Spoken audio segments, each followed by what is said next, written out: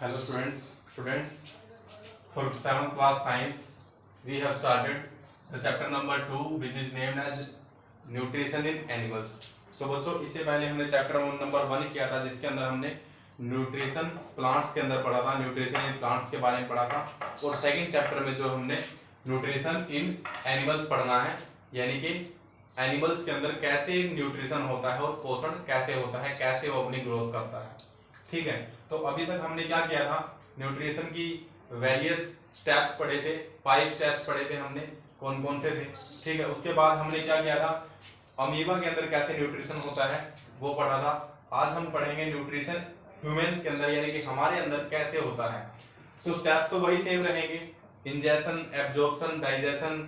ठीक है, और जो अदर स्टेप्स हैं, यानी कि जो 5 स्टेप्स हैं हमारे न्यूट्रिशन के, वो तो सेम रहेंगे हमारे अंदर भी।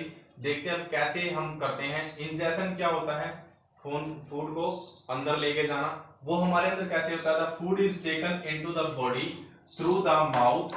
हमारे शरीर के अंदर क्या होता है, हम भोजन को अंदर कैसे लेके जाते हैं, माउथ के थ्रू।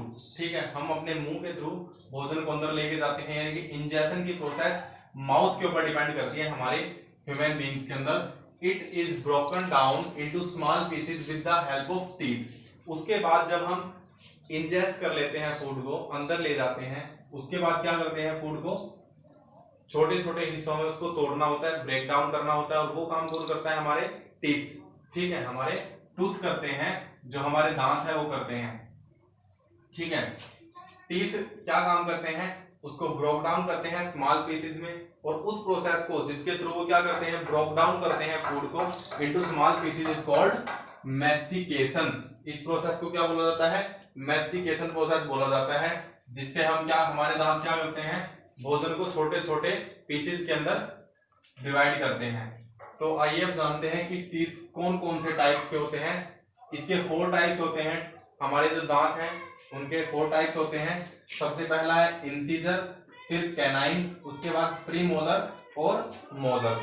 ठीक है, हम सभी ये तो जानते हैं कि हमारे टोटल दांत कितने होते हैं, 32 होते हैं। जो परमानेंट टीथ होते हैं वो क्या होते हैं,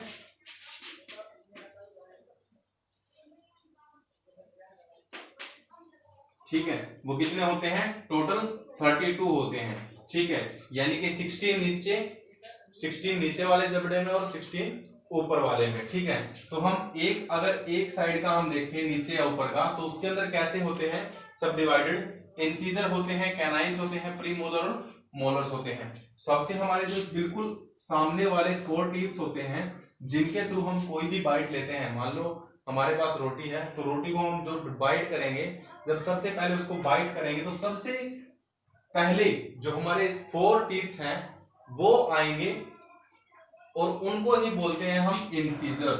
क्या बोलते हैं, इंसीजर्स। ठीक है, ये जो 4 हैं ये क्या होते हैं, इंसीजर्स होते हैं। ठीक है, इंसीजर्स होते हैं। उसके बाद क्या होता है, जब हम उसको बाइट कर लेते हैं, तो उसको फर्दर पर्सिंग करने के लिए, टेयरिंग करने के लिए उसको फर्दर कौन से यूज होते हैं, कैनाइन्स यूज होते हैं। ठीक है, कैनाइन्स यूज होते हैं, जिनकी नंबर ऑफ कैनाइन कितने हैं, नंबर ऑफ कैनाइन कितने हैं, 2 हैं। एक ये और एक ये, यानी कि कैनाइन्स कितने हो गए, 2 हो गए हमारे। ठीक है, उसके बाद क्या आता है, उसके बाद आते हैं प्रीमोलर्स। ठीक है, ये दोनों साइड 2-2 दांत जो हैं, ये क्या है, प्रीमोलर।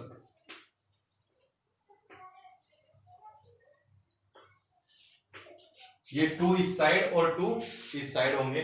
ठीक है, तो प्रीमोलर कितने हो गए, 4 हो गए, 2 इस साइड और 2 उस साइड। ठीक है, उसके बाद आ जाते हैं मोलर।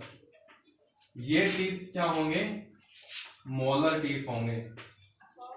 कौन से, मोलर। और इनकी संख्या कितनी होगी, 6, 3 इस साइड और 3 इस साइड। ठीक है, तो ये हो गए, ये भी मोलर है और ये भी मोलर है।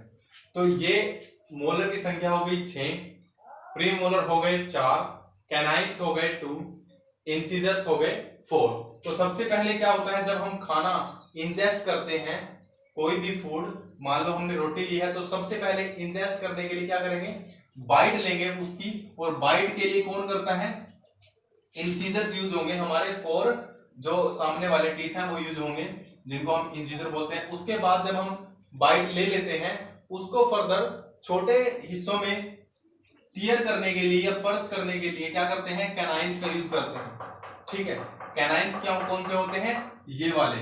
ठीक है, एक ये और एक ये, दोनों इस साइड पे।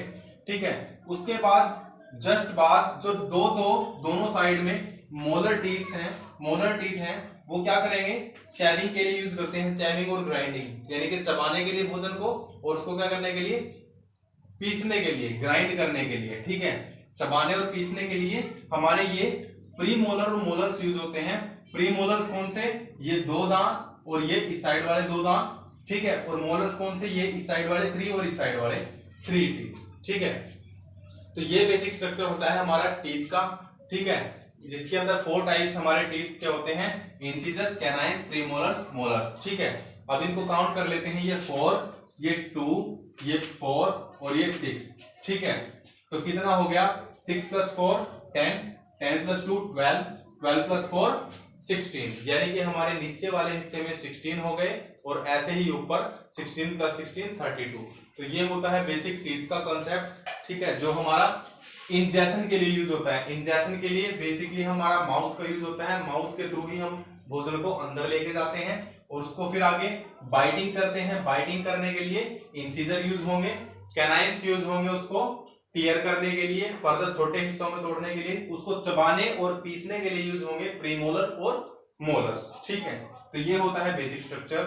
ठीक है, और इनको परमानेंट टीथ कहा जाता है। परमानेंट क्यों, क्योंकि ये हमारे परमानेंट रहते हैं। इनसे पहले हमारे जो अप टू 6 एज तक आते हैं, जो 6 साल के बच्चों तक की एज में, 6 साल तक की एज में बच्चों को कौन से टीथ होते हैं, जिनको हम मिल्की टीथ बोलते हैं। ठीक है, या फिर नॉन परमानेंट टीथ बोलते हैं। वो क्या होते हैं, वो उनकी जो स्ट्रेंथ कितनी होती है, 20 होती है। ठीक है, 20 नंबर ऑफ टीथ होते हैं। वो नंबर ऑफ टीथ कितने होते हैं, 20 होते हैं, जो मिल्की टीथ होते हैं। और उनको, उनके टूटने के बाद परमानेंट, जैसे ही बच्चा 6 साल से बड़ा होगा उसके वो टीथ क्या होंगे, टूटना स्टार्ट हो जाएंगे, जो जिनको हम दूध के दांत भी बोलते हैं। और उसके बाद परमानेंट टीथ क्या होंगे, बनना स्टार्ट हो जाएंगे, जो हमारे लाइफ टाइम हमारे साथ रहेंगे अगर हम उनका अच्छे से ध्यान रखते हैं तो। ठीक है, तो ये है टीथ, जिसके अंदर हम इंजेक्शन पढ़ेंगे। इसके बाद हमारा सेकंड पार्ट आता है इंजेक्शन के अंदर, हमारी टंग का बहुत यूज है। टंग के बारे में देख लेते हैं।